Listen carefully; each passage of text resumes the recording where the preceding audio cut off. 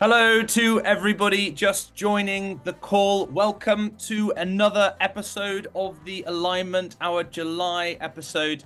We've just got to wait a couple of minutes for people to filter in. So as we do that and as we wait, if you can put your job title and where you are in the world in the chat function, that's just going to give our panelists a sense of who's here in the room with them, who we're talking to today, and give us all a sense of make it more of a conversation, less one way. Hello, everybody who is just filtering in. If you've just arrived, what I was just saying is that as you join us, we're just going to wait a couple of minutes to start for more people to arrive. If you've just joined, do put in the chat function your job title and where you are in the world. That is just going to let our panelists know who they're speaking to here today, who is here in the room with us, and give us more of a sense of conversation. We have a very, very packed webinar coming right up. So in a couple of minutes, I think I'm not going to be able to hold on for much longer. Hello to yourself in Atlanta, sir. Welcome very much to the next episode of The Alignment. This is our 13th episode. We've been going for just over a year now. I'm going to have to start now. I think we can't wait forever. This is going to end the wonderful music. And I'm going to share my screen. Okay, hopefully everybody can see my screen. Welcome to the 13th episode of The Alignment. This is one of the best panels we've ever had. I'm really excited for this episode. Today, the subject is all about scaling global customer feedback loops. We're going to be looking at the problem of getting relevant insight to the right person for products that are big and global and complex. If you have never joined The Alignment before, first of all, welcome. We are Global App Testing. We help the world's largest software businesses understand their global experiences from both a quality and a UX perspective. If you are interested in this topic, we may be able to help you as well. I'd also like to thank AirFocus, who have co-sponsored the event here today. AirFocus is an incredible product platform and a home for your product team. One final note before we start. This is our final episode of The Alignment before the summer break, and I think we're going to reconfigure it a bit and change it up. If you are somebody who has been to multiple alignments, then we would love your feedback, or if you're just here stopping in for the first time, we'd love your feedback as well. You can scan the QR code there, or I think my colleague will put a link in the chat shortly. But we will share it again at the end. So please do give us feedback and we will change the webinar format to your specifications. We've got an amazing panel here today. We're going to hear from a number of different people and a number of different perspectives about scaling customer feedback. The first person we're going to hear for today is Harsh. Harsh is a principal product manager at Microsoft Viva Pulse, which is a tool for gathering employee feedback. Harsh is going to be telling us all about how inclusive testing practices help them drive a global product. Asya Kuznetsova is going to be next up. She is a senior product manager at Wise. Wise, obviously founded in 2011 as TransferWise, so it was born globally. Asya is going to be talking all about how Wise scales their customer feedback loops to given the international nature of their product and how they process all that information. Next, we have Shahzad Sheikh, head of product at Asana. When Shahzad starts talking, you might think, aha, I recognize Shahzad's voice because Shahzad has appeared in our podcast recently. Now, if you're not thinking that because somehow you missed our podcast episode, don't worry, it's too late. It's still up there. You can still listen to it. Don't listen to it now, listen to it later, but subscribe now while I'm talking and introducing all of the other panelists so that you can get the full blast of Shahzad's insight for a half hour rather than the 5 minute he's going to get to speak for now. Shahzad's going to be talking about prioritization and how to cut out the noise so that you're focusing on the right things in product. Then we've got Ron. Ron is our CEO. He's going to be reflecting a little bit about what the other panelists have said and thinking a little bit about the role of testing in global quality and UX. And then finally, last but not least, I've got a couple of questions for Malt, the co-founder of AirFocus, whose platform can help you manage this orchestra of feedback into streamlined and effective decision-making. I've got a couple of questions for Malt about how to manage that process. So those are all my notices. And without any further ado, I'm going to hand over to Harsh to tell us about how his team use inclusive user testing to drive global product market fit. Over to you, Harsh. Thank you so much, Adam. Hi, everyone. Nice to meet you, and thank you for having me here. A quick introduction about myself first. I am a product manager at Microsoft. Have been with Microsoft about 13 years now. I just completed my 13 years last week. Joined out of college. I have done like a bunch of roles. I did like a rotational software engineering role for the first couple of years, and then kind of made my full-time switch into product management because I always had the question, because this is when I was back in India, who's deciding how this product needs to be built? Who's saying these needs to be features, and how does that one person know what the global needs of a product are? So that's what piqued my interest in becoming a product manager. So I have worked on a bunch of internal tools at Microsoft, and Microsoft, of course, being a global company, we have I think about 300, 400,000 employees and contingent staff. So, of course, when we think of internal experiences, we have to also think of inclusivity at a global scale. And then I've also, in the last 6 or 7 years, worked on external facing products like Dynamics and Viva. So, this is where I think I can talk about product market fit because, in my experience, I would say I have worked on about two and a half 0 to 1 products. I say two and a half because two of them actually went live, and we did like a bunch of research for one of them. Did not seem feasible. So, what I would talk about finding a global product market fit is I'll probably break this down in like three phases. One is when you're ideating and kind of in your definition phase, and that's where inclusive research is like super important.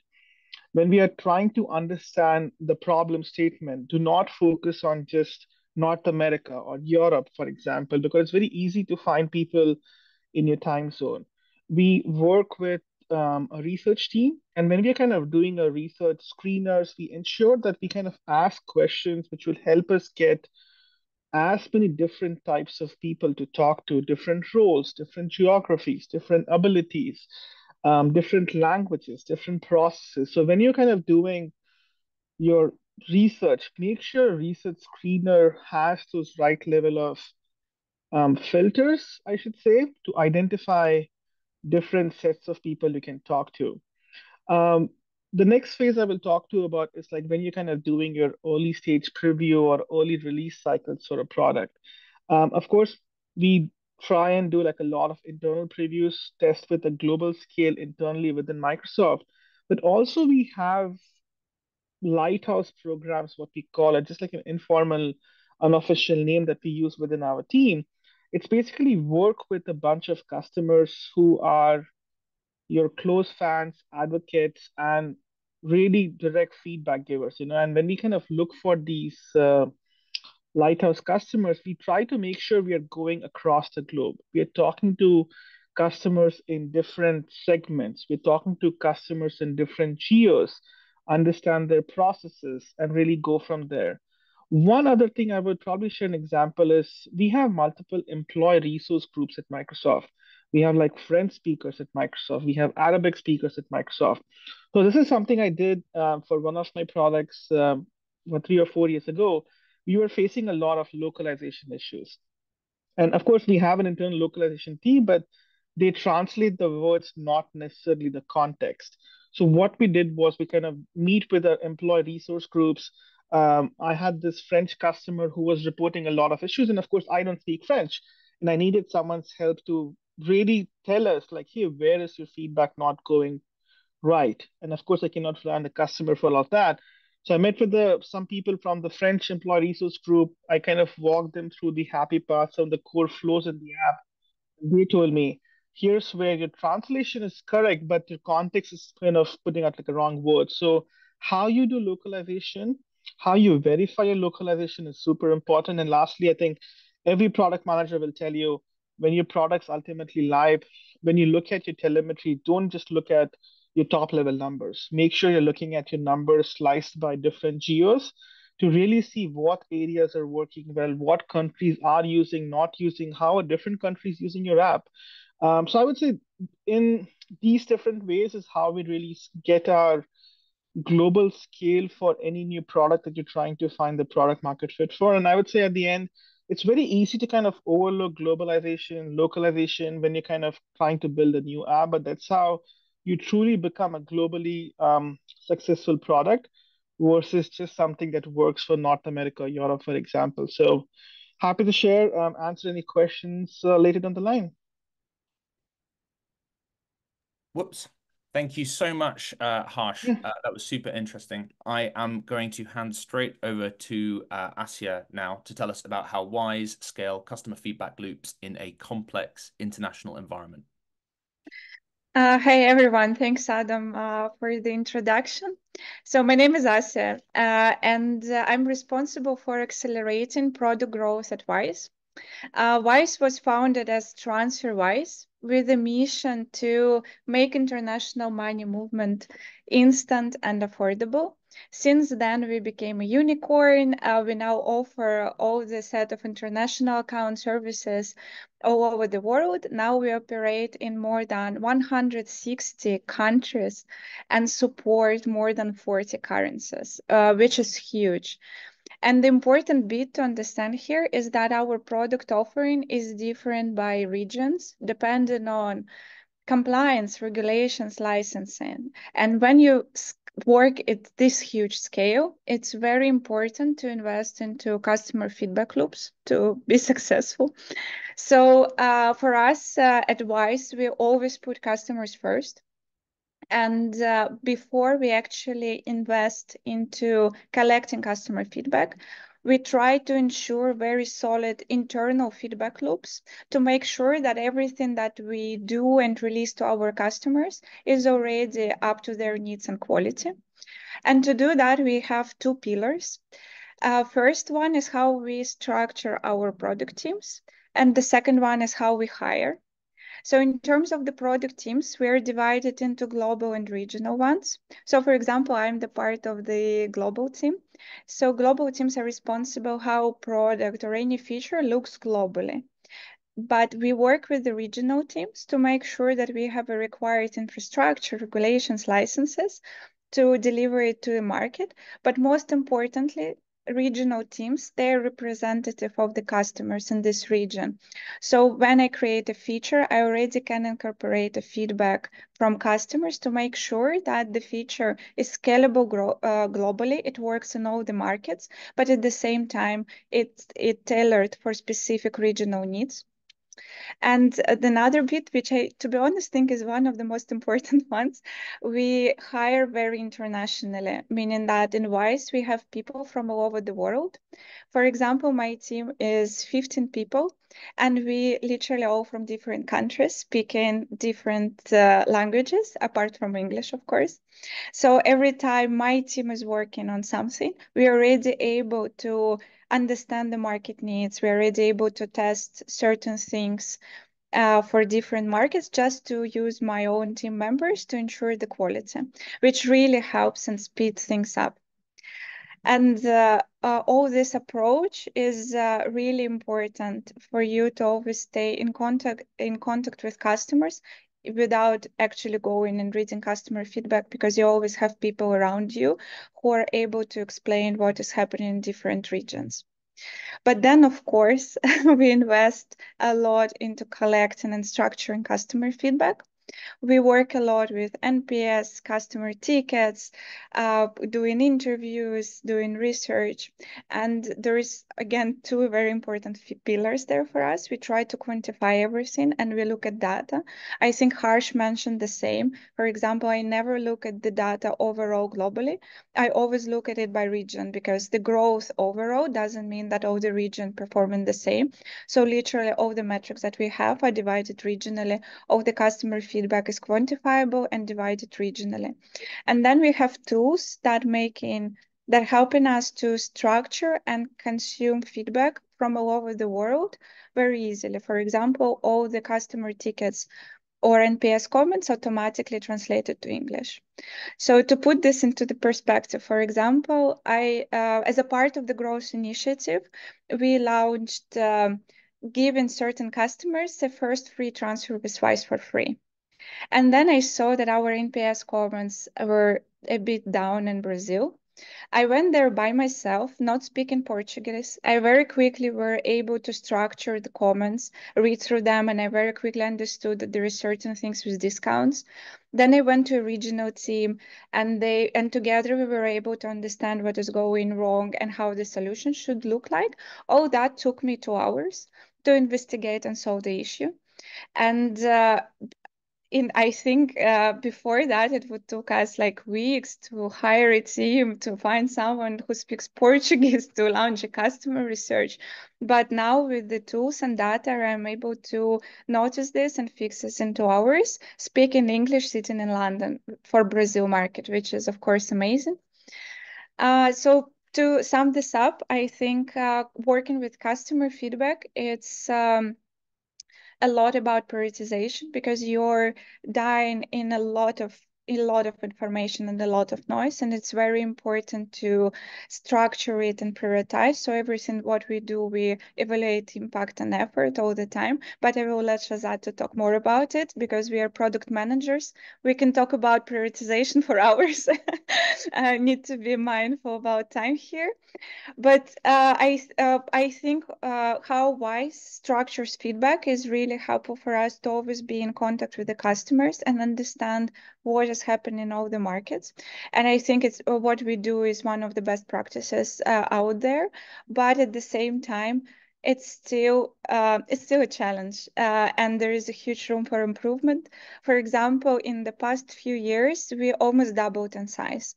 And even though I have all these tools and I have regional teams to help me, I still need to work and launch a feature globally. But at the same time, I need to be mindful that there is a new license in Philippines and our growth strategy is changing there, or there is a regulation change in India and we need to remove discounts. So that's a lot. And I think we all can really improve in the way how we structure information to make it more consumable by PMs or like just cross-functional teams. Yeah, that's it. Back to you, Adam. Thanks so much. And really interesting that both you and Harsh mentioned hiring people who were local to specific countries and how important global teams are as a part of global product.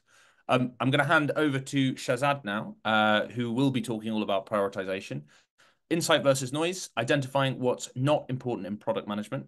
Over to you, Shazad. Yeah, thanks, Adam. Hey, everyone, I'm Shazad. Like Adam mentioned, I am the head of product management for our growth pillar at Asana.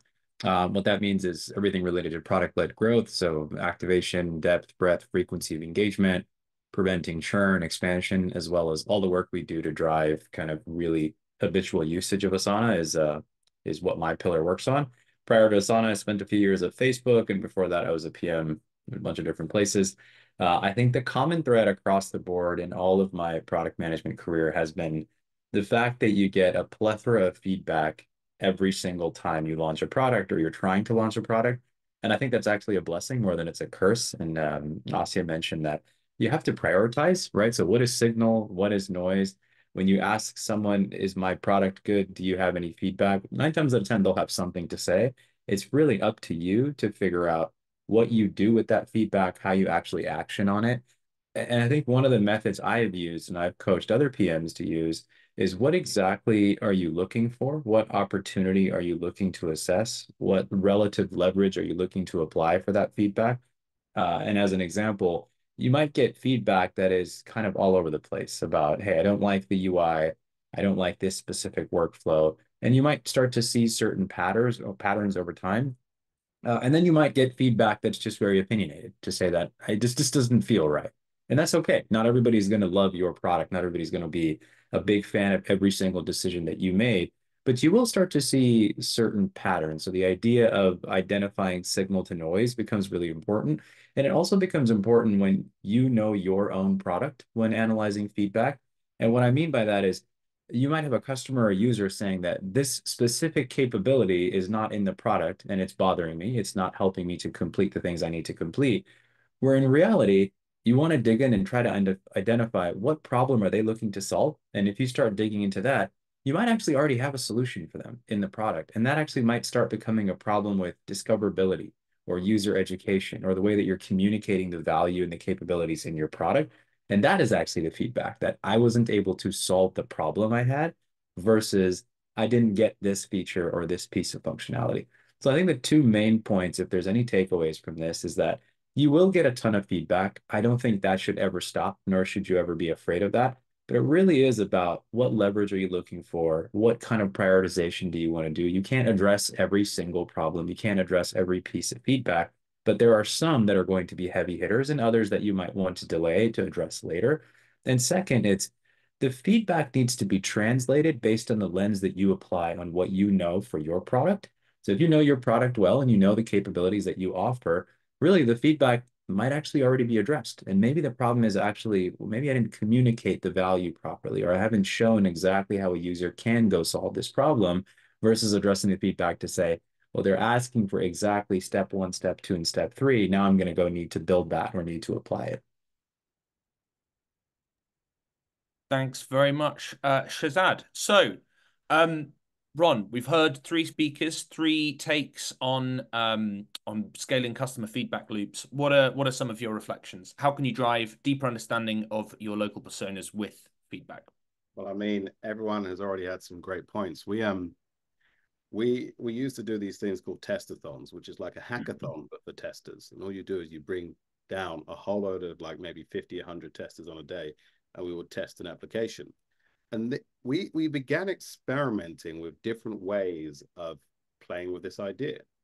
And you would get hundreds of results on the day. And just like you were saying, Shazad, like that you may be overwhelmed with a whole lot of information, and they may have so much different context to work with.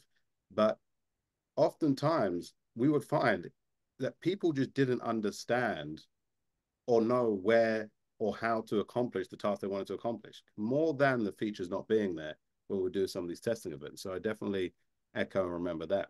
I loved what people were saying about hiring diverse teams in the first place. I think when you have people who are in a location, understand a language, it just gives you so much great context from the offset. But also, I would add to that hiring idea of hiring people who are comfortable thinking outside of their own persona.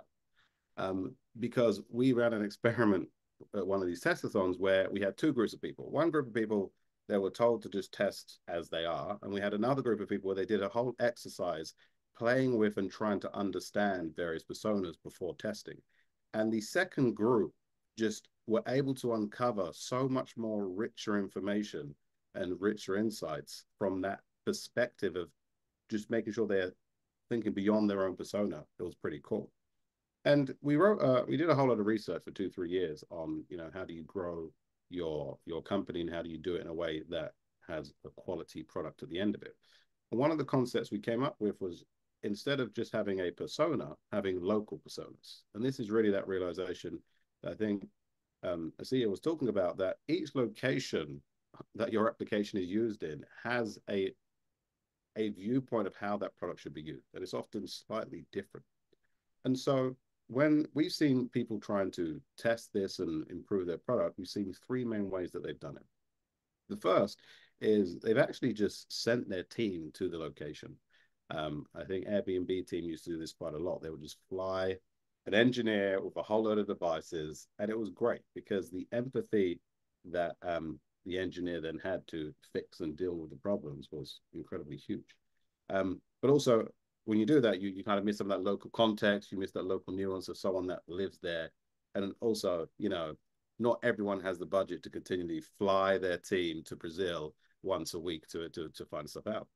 And so the second method that we see is very close to what Harsh was talking about, which was either using existing customers, beta customers, volunteers, lighthouse customers. And we saw Google Maps do this a lot. So they have lots of Google Maps users. They have particular users that will give them specific feedback. And it's great because it's pretty cheap, right? But we find that sometimes people have the management overhead can be a bit overwhelming. And when people are just, being people, they're not always as reliable and there for you when you need.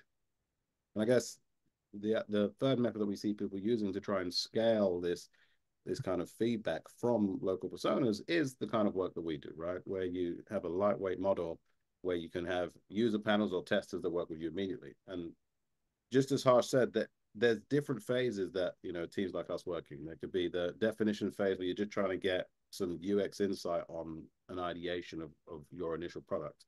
It can be that early phase when you are trying to just check how the product is working with real people and getting some of the initial issues and bugs out. Or it can be live when things are in production and you have incredible levels of telemetry, but once you go into a certain location, you don't know why the numbers are saying what they're saying. And sometimes having someone on the ground, us doing testing on the ground, can often help with that. So that gives a little bit of context onto, you know, how we fit into some of the stuff that have already been spoken about. I'm going to pass back to you, Adam, to lead us into probably some really cool questions that I've seen coming through. Fantastic, yeah. And one thing to say, which I believe I forgot to say, so apologies for that. If you want to ask questions, which is very, very strongly encouraged, because otherwise you'll be left with my questions, which are written not from the perspective of a product manager, but from myself, please do. You can do that using the Q&A function. On my little bar, it's been tucked into the three dots of extra things, but sometimes it's at the bottom. If it is at the bottom, it'll be like the chat function, one layered over the other. So get straight in there, ask questions. If you ask a question, it will get answered. So we're really excited to hear you ask questions. But for now, I'd like to introduce Malte. Malte is the CEO and CPO of AirFocus, your home for product management. I guess AirFocus is a tool that you can use to help process this feedback and use it to prioritize, to make decisions. I wonder if you could reflect on what are some of the popular frameworks, the popular ways that people that use your platform are likely to prioritize different bits of feedback. Amazing, happy to do so. Before that, maybe I just wanted to briefly thank you for having me today. It's great to be here. Yeah, for context, AirFocus is an end-to-end product management platform. So our customers are typically non-tech first, mid-sized to enterprise companies that are not all as sophisticated as all of the people in this room here. We're all working in like software and tech companies. They are kind of old school companies sometimes going through digital transformation and starting to build like tech internally or kind of disrupting their own product portfolio, etc. So they have a very different context, and that's also the kind of the context from the things that I can share today. Yeah, so yeah, most of our customers, they as you said, use AirFocus to manage and triage feedback. And the kind of the things that I can share are more like tactical details or basics of how to set up such a system. So first and foremost, it really starts by like making sure to centralize feedback in one central place, in one single platform. And it's more of a mindset thing, right? Like if you start out and you're not like literally centralizing feedback, which many organizations still don't do. They don't have a structured way. You have no idea what type of product organizations are out there. It's also fine to just like maybe start with one or two channels. Just get into the mindset of centralizing feedback in one place. Integrate your CRM, your support ticket tool, your NPS surveys, and then also make it super easy for stakeholders and your customers even to submit feedback. Because as it was said a few times on this session today, getting feedback and getting these customer requests, this is a good thing, right? It's a good signal in most cases because it enables you to make better product decisions. And then it's really about in a second step about what to do now with all that feedback. And the whole AirFocus platform is hyper modular and built around the idea of flexibility, and that is also very true for segmenting and managing customer feedback. We have not seen that one way to do that. It's always very context driven. So you want to set up like a flexible tagging system that is just like made for your situation, for your company, for your teams. This may include segmenting feedback by user personas, product areas, jobs to be done, you name it. And then also with the latest technologies, just make sure to not spend too much time with the product team categorizing stuff manually that a machine can do better. So make sure to use these AI tools to do a lot of the pre-work that you can then look at, because it's easy to spend a day per week as a product manager sifting through all the feedback. That's not what you want to do. And then the key part, why you're doing these first two steps, is to generate these unique insights that help the product teams make better decisions and solve the right problems in the discovery, in the delivery. And yeah, this is like a topic that I could talk for hours about. But yeah, you really want to make sure that whatever the object is on the product team, be it like a roadmap initiative, a product opportunity, a feature, make sure that if there's feedback that is relevant for that object, that it's intelligently linked, and that you can trace back the user or the customer who gave that feedback. So you can, first of all, really understand what the problem is, and secondly, once you've actually solved the problem, you want to close the feedback loop and get back to these people. Maybe invite them for a user test, or just simply tell them, hey, we solved your problem, check it out, in order to retain them. And then as part of the product development process, and we talked about prioritization before, what we see work well is to ruthlessly include these insights or some insight score into your prioritization framework if you use one. I'm a big fan of simple frameworks, not making it complicated with 8 criteria or so, but like the customer voice, the insights, be it just a simple insight counter, should be part of any prioritization decision in these like later stages when you have a long list of problems to solve and you just need to prioritize stuff. Yeah, and then approach feedback management like you would approach any topic as a product manager, in this continuous improvement mindset. What you have today will not scale and work in 6 months. Everything is going to change. Your customers are changing, your markets are changing, and you want to be like very flexible also, and yeah, just be open to change. One more question then before we open the questions out to the rest of the panel. I'm curious about prioritization and bias in product teams. And I guess the question is, how do you know that you're making the right decision? Are there biases that creep into product decision making that are easy to eliminate? Where would you kind of focus first with that? And I wonder if also you could reflect on whether, I mean, you mentioned the difference between a mid-market business and more mature enterprise businesses, whether you think there's a different flavor of bias that those kinds of businesses are vulnerable to in the way that they consume and process customer feedback. That's a great question. Maybe let me answer the second part first. Yeah, I mean, when there's like large organizations, there is typically more complexity and longer communication cycles and just more data to process. And when there's more complexity, it's very easy to not get the full picture and then kind of take shortcuts, which may be like all these biases that you can think of, right? If you lack the data, you just find another way to make decisions. And yeah, what I've experienced a lot are recency biases. So product teams overemphasizing more recent feedback or product data, and with that neglecting longer term trends or historical insights, or sometimes like these larger strategic decisions that were maybe made like 9 months ago, but that are actually still pretty valid.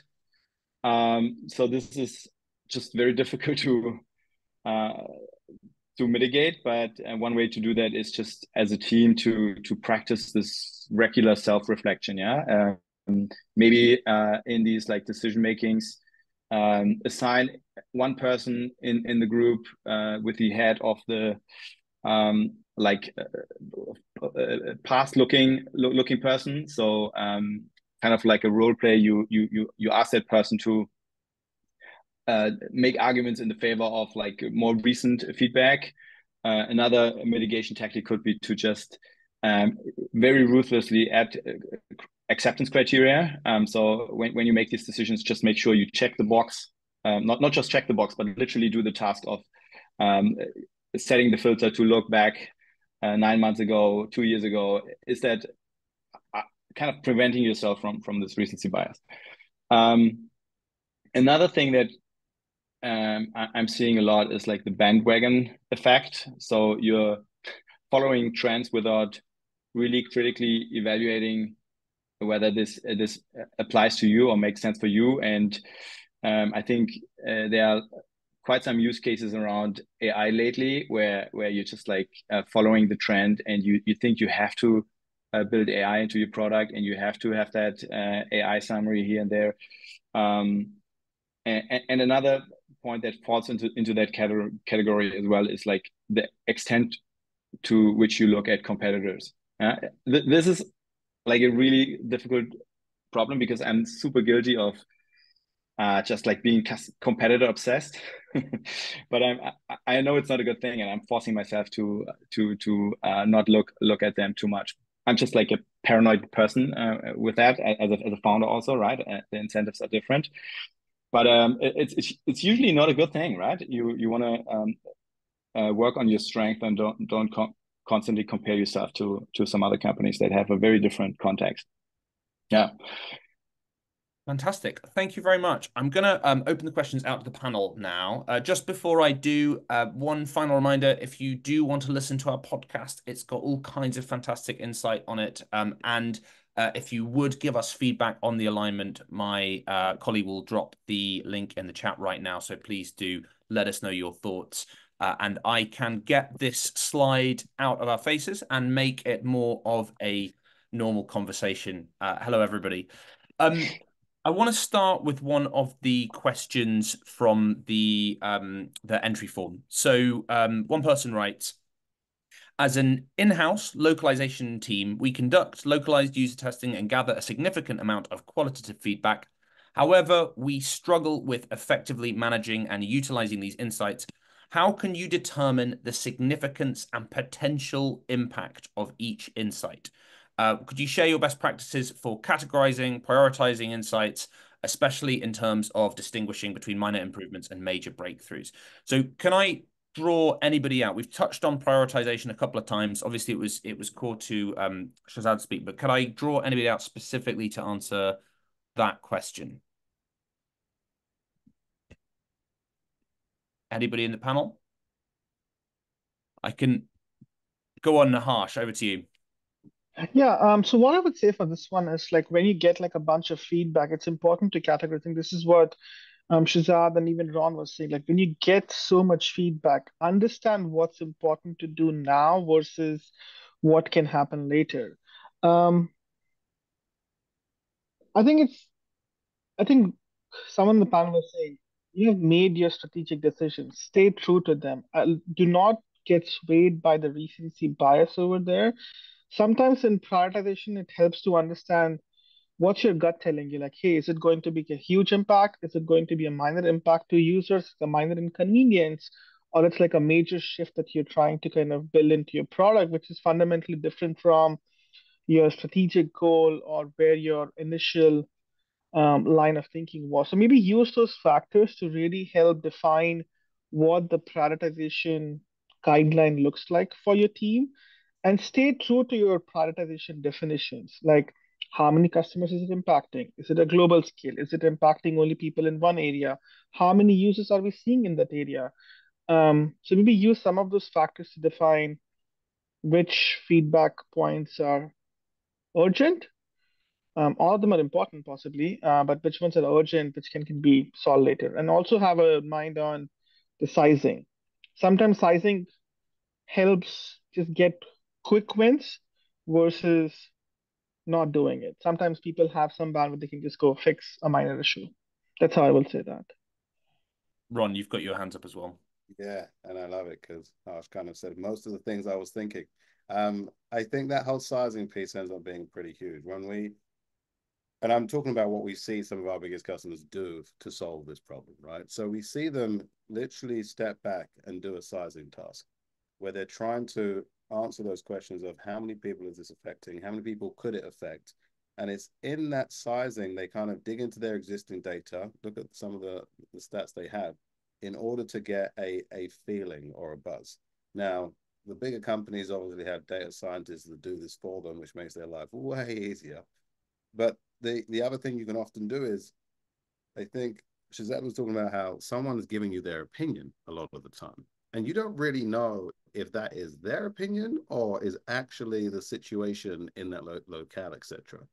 And so trying to get additional context and go run some tests with additional people in that area will often give you a better feel for, is this just one Joe Blogg's opinion, or is this actually, if we made this change, it actually has a real impact on multiple users as a thing. A number of the questions, they were about prioritization, but they kind of came through this specific angle of coordination. So one person asks, how do you ensure that the right inputs from your customers get to the right product people at the right time? And asking generally about systems that ensure that you have kind of timely and relevant information in the face of the person making the decision that's relevant to that. Could anybody on the panel comment on that? Is there is thinking about the architecture behind that something that you've done before or recently? How do you make sure that the product manager has all of the decision at their fingertips? Sorry, all the information at their fingertips they need to make a decision. Over to you, Shazad. Yeah, I think this is more of there's a systems question here, but there's also a culture question here, and it comes down to push and pull. A product manager or generally anybody working in software understands that you're an advocate for your user and your customer, and that's like your number one job, irrespective of what your function is or what your role is. So that you should want to pull feedback, right? So even if it's not readily made available to you, that's the first thing you should want to go do. So I think before any systems are in place, it is really about introducing that culture across your team to want to go grab feedback all the time, even if it's kind of scattered everywhere and there's no clean way to get it. And then I think you can, yes, there's systems that need to be in place. As an example, at Asana, we've built internal tooling where we're using AI to be able to prompt, say, what do customers say about X feature? Now we'll have chorus transcripts from conversational intelligence that we have with customers on sales calls, support tickets, all in one place that kind of give us, and of course, this is now possible because we have the power of AI at our fingertips. It tells us very targeted bullet points of what customers are saying about specific features, specific situations, or workflows. And now we can dig in and make decisions on what we build next, what we go fix, what we enhance. But that's not going to be there, or that's not going to be useful unless product managers or anyone else working at your company really wants that feedback and wants to start from a first principles perspective. Asya, you've got your hand up. Yeah, Shazad told a lot of things that I completely agree with. So yeah, the same. I'm trying to think. So there is in Wise at such a huge scale, I can't go and read all the customer comments even if I need. So I have two responsibilities. First is to catch the main trends, and the second one is to check myself whether I'm actually catching the main trends. So in the first point is now it's an old school when customer support tickets were tagged and you understand where is your domain and you could see the number of certain tickets arising and going down. Then you catch the trend, then you go and dig in what is actually happening there. Now, of course, we have an AI as well that we're investing into that does this job for us, which is very helpful. But so far, many times we were able to catch that AI was mispredicting certain stuff. So it's still, let's say, half manual. But then we have a lot of initiatives inside the company where we proactively go and read feedback just to stay in loop with the customers, not to constantly rely on what AI tell us to do. So for example, we just book 3 hours and all together with the team read NPS comments and try to structure it and try to understand what are the main problems our customers are talking about. So it helps us to constantly stay, I don't know, in loop with the customers and feel a real touch with the real problems. Because in my personal experience, when LLM models say to you that customers can't find this feature, it's very different from when you actually read the customer comment, how he's angry that it took him an hour to find a certain feature. Then your motivation of actually solving something really improves. Yeah, so back to you, Adam. So both yourself and Shazad then have an AI in play right now that is interpreting customer data. I don't know whether you're allowed to tell us, Harsh, but I guess Microsoft would have. I mean, Microsoft's a huge organization, but it's something that's in play for you guys as well, right? Yes, I know some teams definitely use it. The product that I'm working on is pretty small and new, so I don't think we don't use it because we are kind of just hand sifting through a lot of feedback. Because for a new product, 0 to 1 product, it's important we look at every single of piece of feedback live. But I know of teams like Word or Excel who get like thousands and thousands of feedback points every day. They have to. They do summarization, which I have looked at. Yeah, and Um, a good plug for Copilot right here.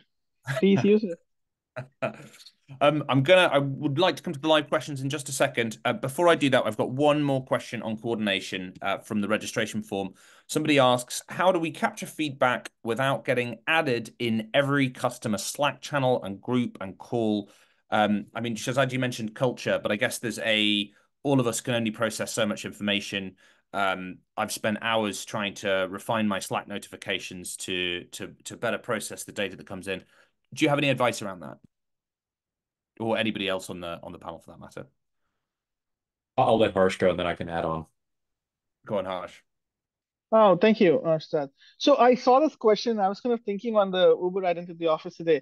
So as a product manager, we encourage that everyone in our team, let's say in a research series, we are having to talk to 10 people in a qualitative one. We encourage that every PM at least joins 2 of those, or at least watches the recording of those customer calls. It's easy to read through a transcript or the output that a researcher will kind of provide to you. It's a whole different ball game when you're literally listening live to a person talking about their feature.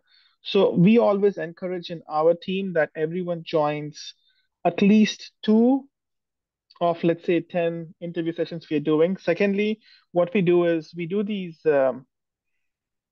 collaborative fig jam exercises like, hey, now that our researchers has compiled all the points from all the interviews, we kind of collectively go through them, understand what are the key themes coming across, what did someone say, and the researchers also kind of pulled out those video snippets to kind of look through them. So yes, you don't have to get added to every single research call, but highly encourage that you listen to your employees, or sorry, your users talk about it. I think Asit mentioned this, right? Employees, the feedback summary saying people are finding it hard. But when you hear someone angrily say, I'm taking an hour to find your feature, is where the crux lies. So listen to your users. Don't just read a transcript. It's a very different um, understanding of your product coming from a user. Shazad, did you want to add something before we move on to the live question? Yeah, maybe a contrarian opinion, but if you think about the opposite, where you're not getting any feedback, you would be much more sad than if you were getting a ton of feedback. And that's not to say go in every single Slack channel, sit in every customer conversation. But to Harsh's point, there's a massive difference between I'm reading a transcript or asking AI to summarize some sort of feedback for me versus sitting in front of a customer and listening to them explain to you why something might not be up to par for them. There's an emotional human connection that kind of even throws you off and makes you feel disappointed and go back and be even more passionate about building the next rev. So I don't have any specific advice on like, hey, how do you, tweak your notifications so you're not constantly inundated. I think it's more of a perspective thing. If you were not getting feedback, yeah, things would be much worse. So enjoy the feedback, but yes, of course, I'm sure there are many ways you can filter through that, but certainly Yeah. count your blessings in that sense. And Adam, if you don't mind, if I can just add like one quick thing. I know we are focusing a lot on globalization and localization here, but if you think about accessibility, um, we get like a lot, we have accessibility tests being done on every product. We have to make sure, we want to make sure every product is usable by one and all. It's different when you get an accessibility bug it's very easy to say, you know what, it's going to impact a very small set of people. I don't think we're going to prioritize the accessibility bug now. But when you're actually in a call with a user with different special needs for any kind of accessibility needs, and you see them struggle to kind of even navigate through your app, it opens up your eyes that, hey, you know what? We need to fix accessibility. This is important. We need to make sure someone's using it, and we can kind of, that's the best way to gain empathy. the user's empathy there, to just be with them. So I want to now just turn to the live question, so we can come back to the one about adopting our focus at the end. But the question about how you identify good versus bad data. What is the way that you identify if there's a process or a system or some kind of signal that is actually misleading in your customer feedback process? Does anybody have things in place to catch that? Or is it something that you struggle with? What are our feelings about the bad data question? I don't know if your hand is still raised from a previous. I can weigh in a little bit here. I think it's so when I think about bad data, I think about like, okay, that's not relevant to me, or I don't actually need that information to make decisions, or it's not applicable to what I'm working on. You only get that level of insight when I think someone on the call mentioned it earlier. It's like you have like your criteria in place, right? Like I'm optimizing for this. This is the most important thing for me. Then you can go a level deeper to say, I really care about this industry or this ideal customer profile. And I really, really care about customers that are paying over X amount. And that's a real thing, right? Like your paying customers have a vested interest in your product. So if you start adding those filters, very quickly you'll have, 10 line items versus 100 line items. So when I think about maybe data cleanliness, I think about the filters you are applying yourself to get the relative leverage and prioritization that you need to make your product better. And then you can very quickly hone in on this is the feedback that I really want to focus on. 9 times out of 10, you look across the board and you'll see pattern matching. And there's a thread, even if it's not within that constraint.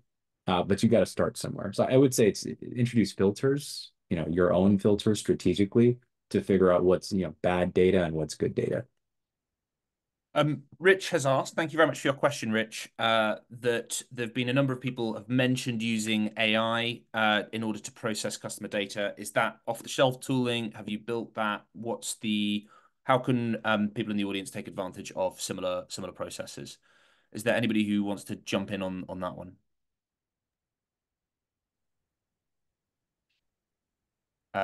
Go on, Harsh. I can see you've got your hand up. Yeah, so I would say for this one, because we are closely partnering with OpenAI, a lot of our homegrown tools itself directly have the right set of LLMs running on the feedback collection systems. But for like, because those tools are not available outside, in case you have Copilot, the Microsoft 365 Copilot, you have a list of data points or feedback points that you get in. Throw them into a Word file, throw them into an Excel file, and just have Copilot like one liner, like summarize this feedback for me, summarize the good feedback and the negative feedback for me. So just a simple application, throw it all into a Word document on Excel, and using Microsoft 365 Copilot. I would highly encourage to not put your end user proprietary feedback into like a Google or Bing Copilot, because you do not want exposing your user feedback out there. Make sure if you're using, I'll talk about Bing because I use Bing at work. Use the work mode. Do not use the web mode, because then you are then using your feedback to be trained for publicly available information. So I would highly discourage using like a search engine unless you know the data boundaries are not leaving your own company's tenant boundaries. Thank you very much. Sorry, Malta, over to you. I mean, because Rich explicitly asked for tools, AirFocus literally helps you do that. So when you like centralize all that customer feedback data from all these different channels in AirFocus, and then you categorize it, you segment it, you manage it. Our AI kind of automatically creates this inside connection to the product opportunities in your backlog, on your roadmap, etc. And that's a big time saver. We have built in features to give the product manager tools to kind of intervene, because as I think you said it, Asia, sometimes the AI doesn't get it right, because it also lacks some of the context. So we in the beginning especially give the PM the tools to just like be much faster, but still make the final decision. But yeah, this is also like an area that I'm really excited about, and where more product magic is going to come from AirFocus. Sorry for not at all. We had a couple of questions that were about education and educating PMs. So one person asks, how can we create inclusive feedback loops for global users and ensure that the collected data is easily understood by domestic teams? And there was another question that was similar, that product managers being from a domestic market, how can you make sure that they're processing feedback with an international dimension effectively? If I understand correctly from the early speeches, I mean, one answer to that is that you don't, is that you should try and build as international a team as possible if you're taking your product to international markets. Is there anybody who's got experience trying to solve that problem?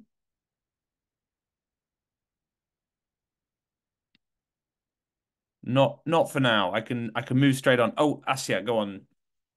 Yeah, I think I already like shared it in my introduction. That first, even though I live and work in London, I never look at Wise just here locally. All the data that I consume and all the feedback that I consume, it's always globally. I even can't understand how I can launch a feature locally. Like it's always 160 countries that I need to consider. So I think first it's a switch of the mindset. You're domestically there, but if you're working on international global product, you need to always think globally and you need to consume this feedback globally. And then the part that I shared, that we invested in our tools by being very easily accessible in English, meaning that I can go and read very quickly data on Brazil and it would take me 10 minutes, despite the fact that I'm not living there. And then we have regional teams who can consult me deeply into what is happening there in the markets. So that's kind of an average solution that in my practice it works. I feel very connected to our main markets at least. But if we have a bigger challenge, we can partner with the team who is local to this market and just sit there 1 week or two trying to understand deeply what is happening in the market. For example, like US, in terms of how they manage their finances, very different from Europe. And most of our product team is still a bit more to Europe related. So we need more time to understand how Americans use their day-to-day finance. And for that, we usually invest more time and try to travel there, for example, or work closely with the team. So yeah, anyway, the only conclusion here is just stop thinking domestically. We've got 3 minutes left. I would love for each of the panelists, just before we wrap up, to quickly identify one kind of takeaway that they would want people to go home with. One way that you can make your customer feedback loops scaled without losing any of the kind of essential integrity of listening to your customers all the time. I'm aware that's a difficult question because I'm putting you on the spot a bit. But would anyone want to come forward first, or shall I pick on you? Just one kind of takeaway that you would have if you had been listening to this webinar about making those customer feedback loops as effective as possible. Malte, I can see you've unmuted. Yeah, my one takeaway would be just start with the basics and apply the 80-20 rule. Just really get the basics straight and don't think you have to get the 100% solution right from day one. Just centralize your data and find your own way of looking at the data and generating these unique insights. Ron, do you want to go next? Yeah, I really love what Shazad had said, where he was saying sometimes just getting data is actually what you're after. So even if you are working in different locations and you're struggling to get like torrents of information, you know, we talked about lots of different solutions that you can do, whether it's beta users, whether it's using something like us, whether it's just flying there or asking your grandma to go and give you some context, but doing whatever you can to get anything local, even if it's not perfect at first, will iterate yourself to getting to what you want. Asya, over to you. Yeah, for me, I guess also it was mentioned several times that as PMs we have our goals and our perspectives. So maybe the first step would be to understand what actually data you're trying to get and try to arrange the pipelines of this data that is suitable to you. Then again, as Maute mentioned, you can iterate later. But if you need the most important information, how you can get it in a scalable way without actually reading all the comments, like what would show you actually the trend and the sign. Huh? Hard. Yeah, I will focus on telemetry. Just data is a friend. Make sure when you look at your data, you look at all the possible slices and dig deeper where you see issues or any kind of discrepancy. So don't forget your data once the product's actually live, even in smaller rings. And Shazad, do you have a reflection for us? Yeah, I'll just piggyback on what everyone said. I think feedback is a gift, right? So don't, to Ron's point, you need feedback, but know what's important to you, what you're looking for, and your own very nuanced perspective on your product, so that you can accurately filter the feedback and use it to your advantage. Fantastic. I know that it is, well, here in the UK it's 6 o'clock. I did say that I'd come back to it, so I will give you a chance to answer. Malte, how can people convince stakeholders to adopt a platform like AirFocus or Global App Testing when the whole company have been working on tools like Google Sheets or Docs for their product needs? Yeah, the short answer is there's a huge cost to not like having a system in place. Doesn't have to be Airfocus, but you want the feedback be connected with the product opportunities. The product opportunities like have like a logical connection to the key results or the roadmap initiatives, depending on how the company is organized. But if you lose that connectiveness by doing everything in these like unconnected systems and spreadsheets and PowerPoints, how are you supposed to make good decisions? And that is really costly, especially when you have alignment challenges with lots of products, lots of teams. Fantastic. Thank you, everybody, for joining us. Thank you to all our panelists. We will not see you next month because we will take the August break, and then we will hopefully be back in September. We will see you then. But yes, for now, it's goodbye from me, and see you all very soon. Bye-bye, guys.